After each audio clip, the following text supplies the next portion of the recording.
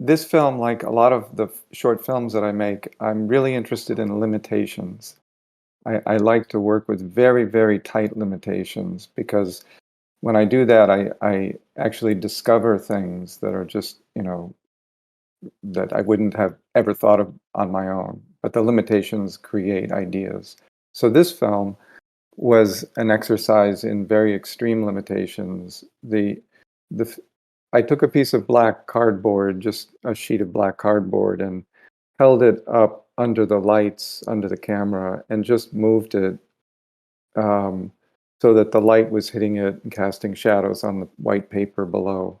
And just that movement of shaking the cardboard in front of the camera was the basis of the whole film. I only used 8 frames of that. So it's just a little bit of shadow on the white paper and a little bit of the edge of the cardboard that you see. And the rest of it was just those 8 frames. And then the film was just constructed out of those 8 frames, manipulated in many different ways in After Effects. I was working on another film that I was frustrated with, and so just as a break from working on that film, I just picked up a piece of cardboard and moved it under the camera. Uh, and I guess the agitation I was feeling was what I captured in the movement. And so I put the other project aside for a little while and just made that.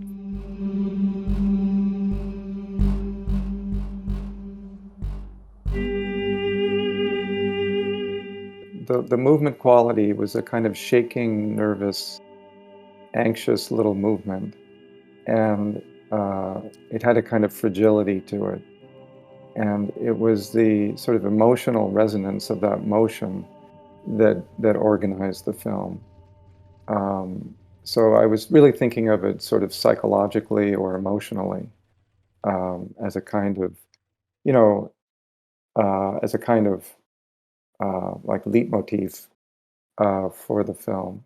And um, and so I began with the little teeny tiny dot, which is really just a very small portion of that cardboard, um, to emphasize the delicacy and the fragility of it.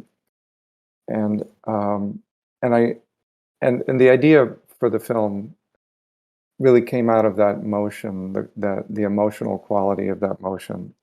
And I decided that the film was really about aloneness and togetherness.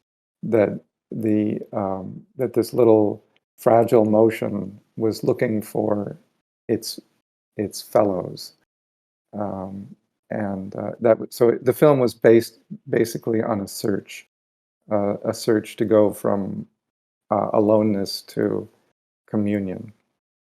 I think John Hawke said that he composes the visuals first and then does the music afterward. And I work the same way. I compose the visuals completely silently until they feel complete. And then I sort of go back and make a second film with the soundtrack. Um, and this soundtrack was built from a variety of sources.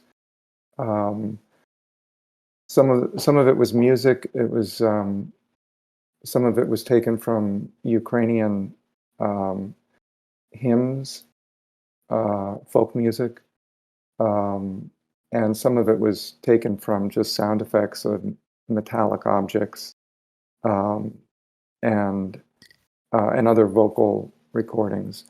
But the idea of it, wherever it came from, the idea of it was again this idea of aloneness and togetherness. So there's a single voice, a woman's voice that's sort of in a minor key that sounds a little bit like wailing or crying, and then there's this choral vocals which are very harmonious.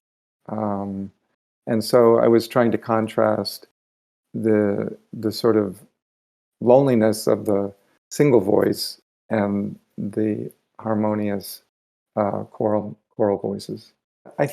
I mean, something about abstraction is also, I think, appropriate for the music, for the choral music, because I tried very hard to not have any recognizable words.